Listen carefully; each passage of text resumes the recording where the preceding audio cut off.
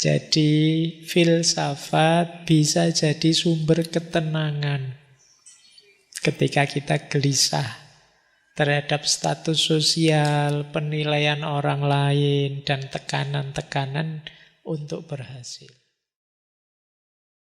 Bismillah. Assalamualaikum warahmatullahi wabarakatuh. Yang ketiga, ya masyarakat terus jadi penentu moralitas. Masyarakat lewat tren, lewat media, lewat budaya terus jadi yang ngatur hidup kita. Ini ya masalah-masalah status anxiety yang jadi akarnya. Diingat-ingat tadi berarti ada dependensi, ada snowberry, ada expectation, dan ada lovelessness. Tidak dicintai. Nah, sekarang solusinya. Kita mulai masuk ke gimana Pak meredakan kalau sudah terlanjur begitu. Ini mulai di bab terakhir di bukunya Line the Button tadi. Yang pertama, filsafat solusinya ternyata. Ya, makanya lumayan kalian sudah ada di jalur yang benar berarti. Di filsafat.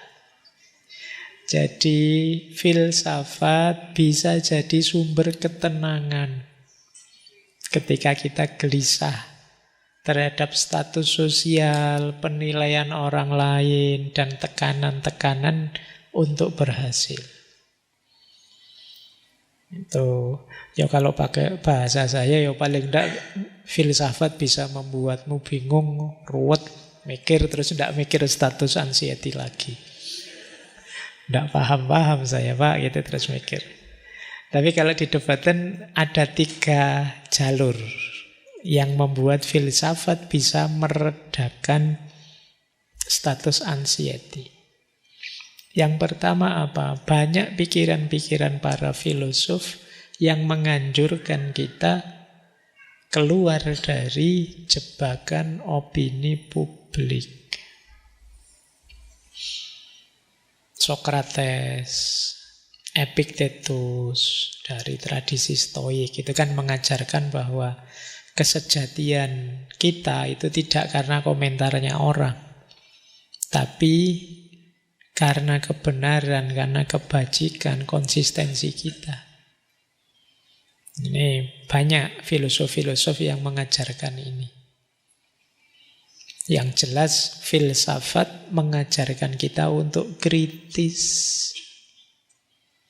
Oh ini penting.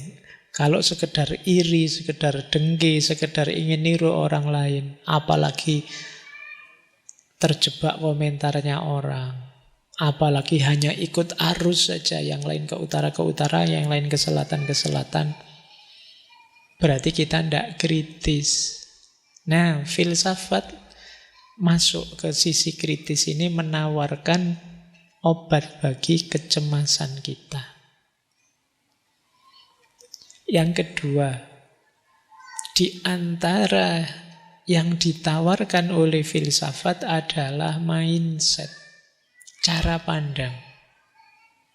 Filsafat menegaskan bahwa yang disebut sukses, yang disebut bahagia, yang disebut berhasil itu tidak selalu persis sama seperti yang dipersepsi oleh orang-orang di tengah masyarakat. Misalnya, Epikuros, dulu pernah kita bahas itu, yang menegaskan bahwa bahagia itu bukan karena status kok, tapi karena 3 hal. Persahabatan, hidup yang sederhana, bebas dari rasa takut. Statusnya tinggi, tapi tidak punya teman. Itu pahit.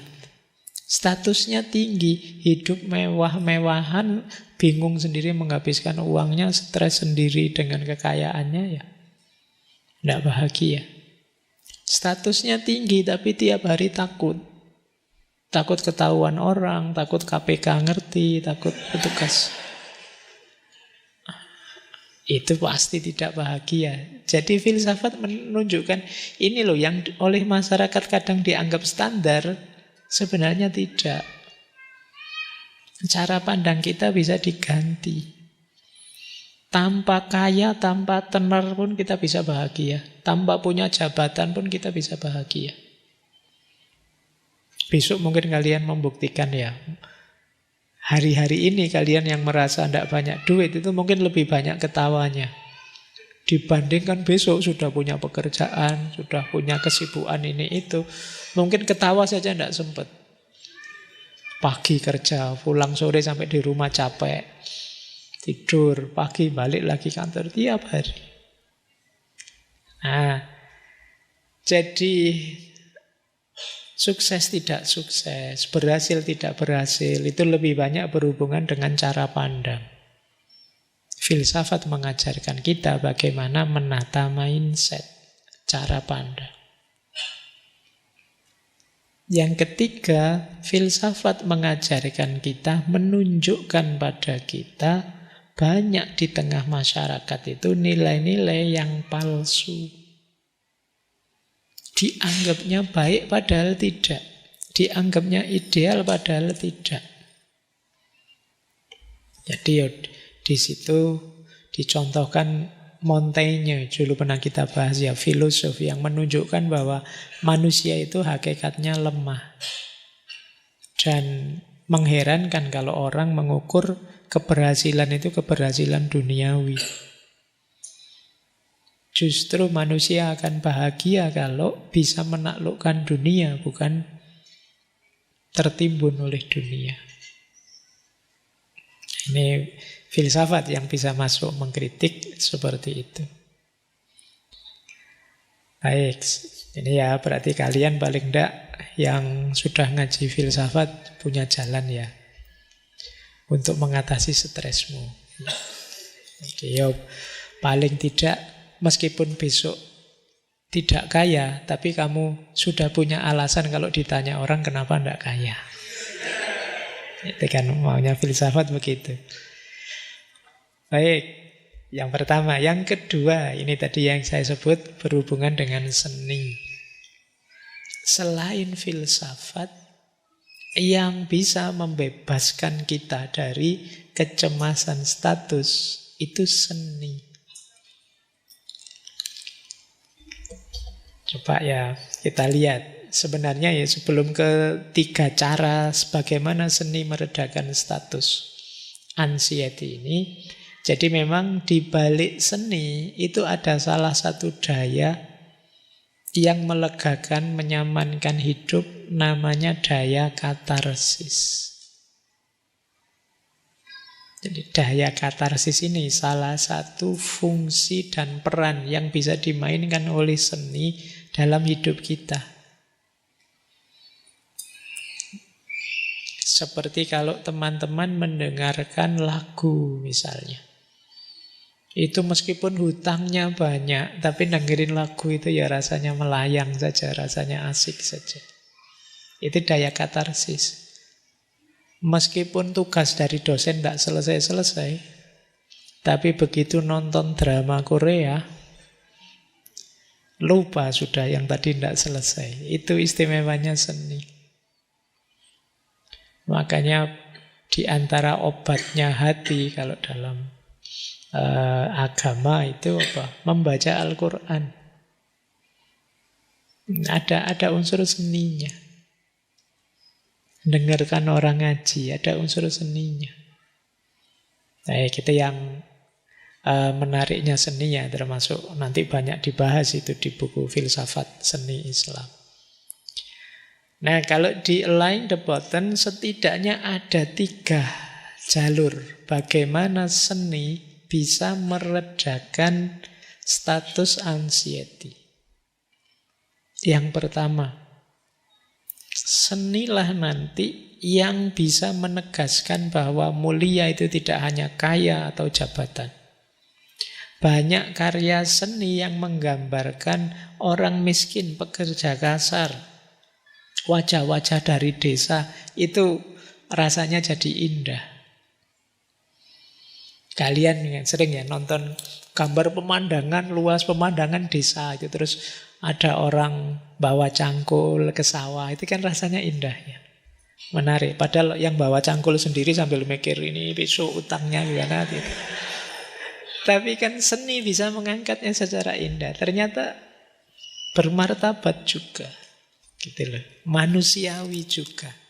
Sementara kalau di tengah masyarakat tadi kan yang tidak punya jabatan, tidak punya kekayaan, seolah-olah terpinggirkan. Lukisan-lukisan ya, kalau di situ ada Van Gogh, Rembrandt yang menangkap keagungan dalam penderitaan manusia. Jadi ternyata penderitaan itu sampai level tertentu, dari sudut pandang tertentu indah. Jadi seni memberi tempat dalam sejarah bagi mereka yang dilupakan oleh sistem status sosial tadi. Jadi ya, kalau di hotel tidak bisa masuk yang lemah-lemah, kalau di tempat-tempat mewah tidak bisa masuk. Bahkan di mall pun kalian masuk terus mesti dipeliriki sama yang nunggu. Ini mesti tidak nggak duit ini, mesti cuma nonton-nonton. Ini kan begitu. Tapi dalam seni dia diakomodir, dia bisa masuk. Bahkan biasanya ya tokoh-tokohnya, jagonya itu ya diambil dari kalangan bawah, nanti salah satunya jadi orang hebat, kan banyak cerita-cerita seperti itu. Lukisan-lukisan itu juga banyak orang-orang biasa yang dilukis.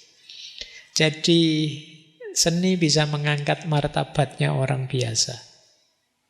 Sementara di tengah masyarakat konkret, orang biasa direndahkan, dianggap tidak level sama yang kaya dan yang punya jabatan. Yang kedua, senilah yang bisa menunjukkan betapa absurdnya pencapaian-pencapaian sosial itu. Banyak cerita-cerita sastra, teater, Shakespeare, Tolstoy yang menunjukkan bahwa status sosial itu ternyata bisa merusak, rapuh, palsu, bahkan bisa tragis. Coba baca novel-novel itu kan banyak itu yang isinya menertawakan orang-orang kaya, orang-orang berjabatan yang hidupnya mewah, megah. Nah, terus kita diarahkan untuk mengagumi hidup biasa. Justru pahlawan muncul dari kalangan orang-orang biasa. Nah, ini seni yang bisa begitu. Dia jadi katarsis mindset yang beku di tengah masyarakat. Dia menunjukkan cara berpikir yang berbeda.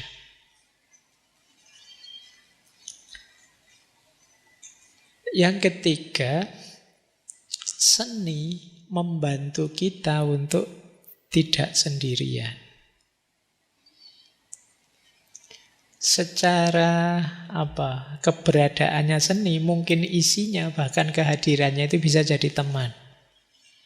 Kalau kita misalnya baca novel, baca puisi atau baca apa, itu bisa jadi jalan kita untuk meringankan penderitaan.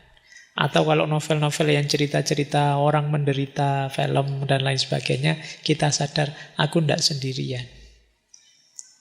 Banyak orang yang seperti itu. Oh, di cerita-cerita banyak. Nah, ini meringankan kita. Memberi, kalau istilahnya ya, validasi emosional. Jadi, yang kita rasakan itu sah. Wong kita manusia.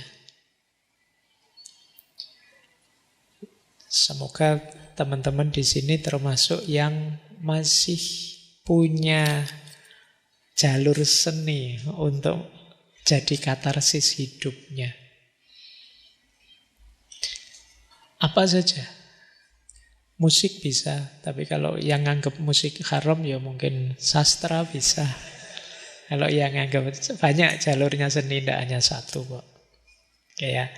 Tapi jangan hidup tanpa variabel estetik, termasuk seni. Kenapa?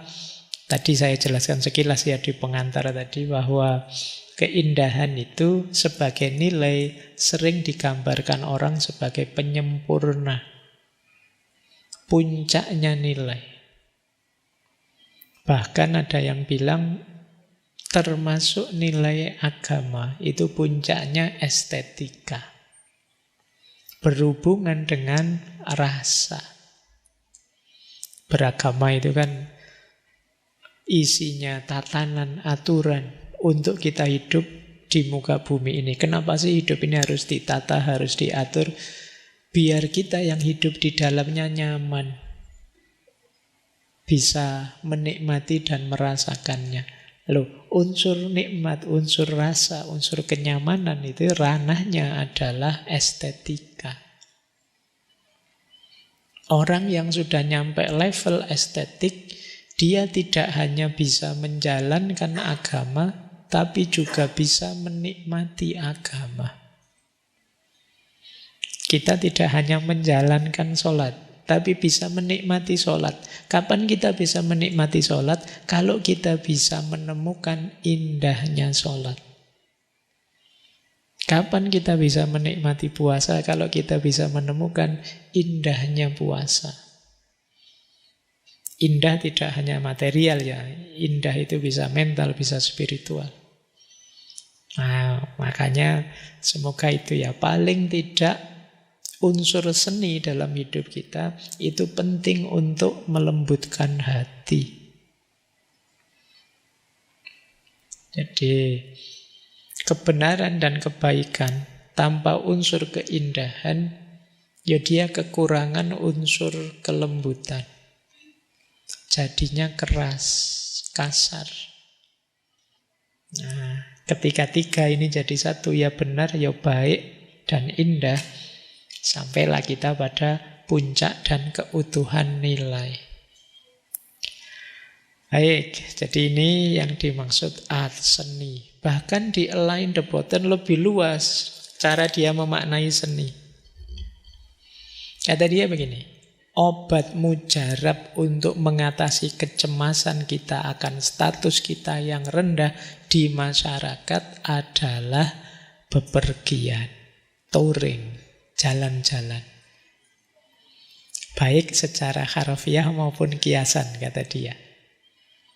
Nah, itu makanya yang saya agak ini kan sebenarnya masa liburan, kok yang ngaji banyak. Apa ndak jalan-jalan teman-teman ini.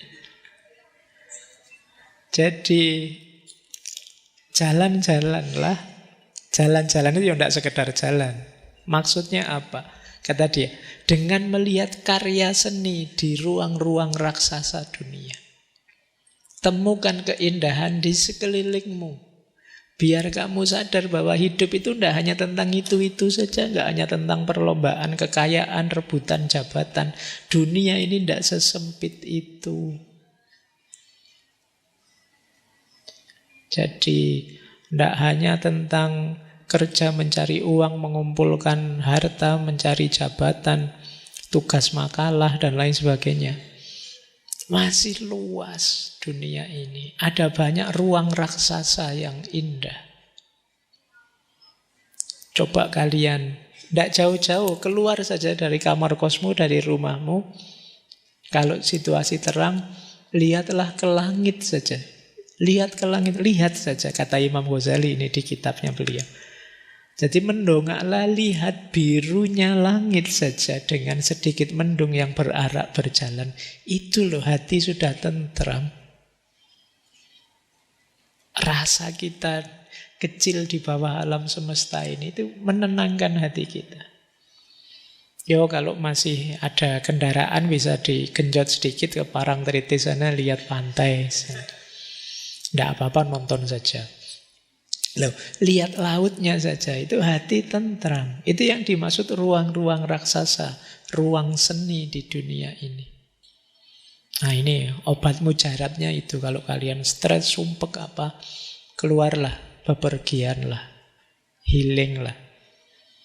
Kalau tidak punya biaya, ya seperti tadi ya, keluar rumah saja, keluar kamar kos saja sambil lihat sekelilingmu, itu ada banyak keindahan.